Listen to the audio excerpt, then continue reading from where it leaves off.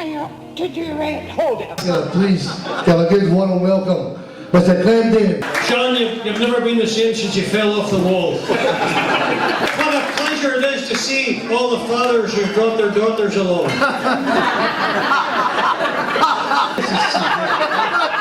this your pen? Yeah. That's a good looking bird, by the way. You wouldn't mind if I got a kiss, would you?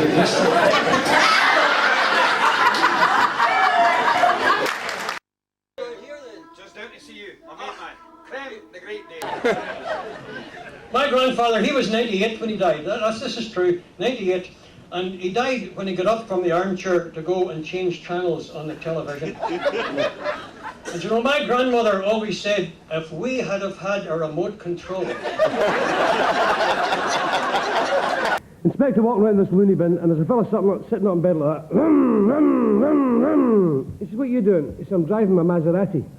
He says, you've got no car. And this fella on the next bed says, you shouldn't have told him that. I get £7 a week for washing that.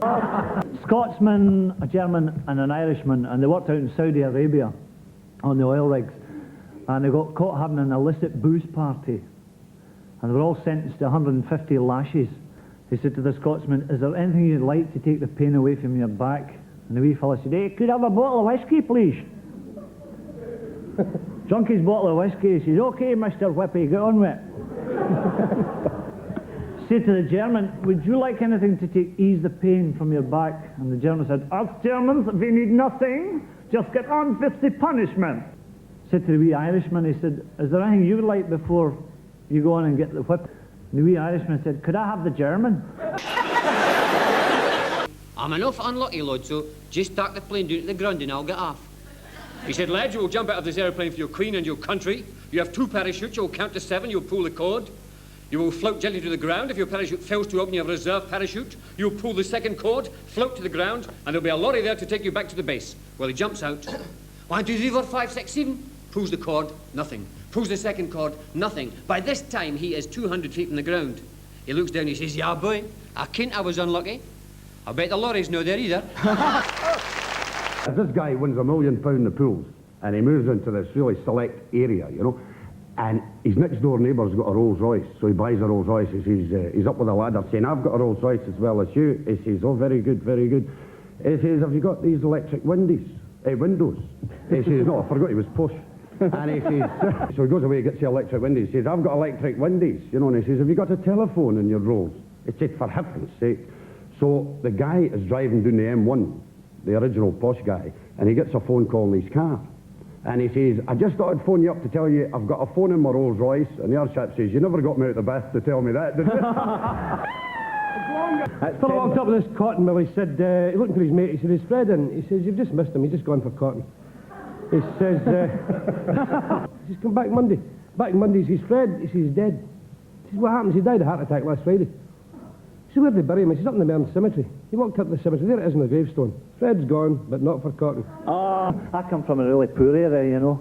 See, during the last war, there was a bomb dropped in our street and did 11 quid's worth of damage. You know, our house was that small when they demolished it, they just used a conker. Oh, I used to hate when my dad came back for the war and leave. I was just a wee bairn.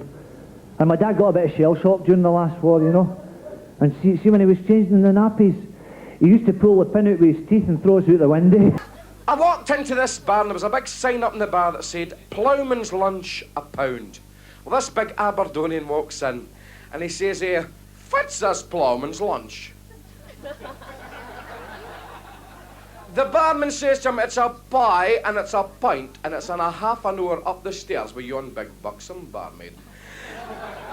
He said, fits that? He says, I'm telling you, you're due for something. I'm telling you, it's a pie and a pint. He says, in a half an hour up the stairs with yon big buxom barmaid. He said, whose pies are they?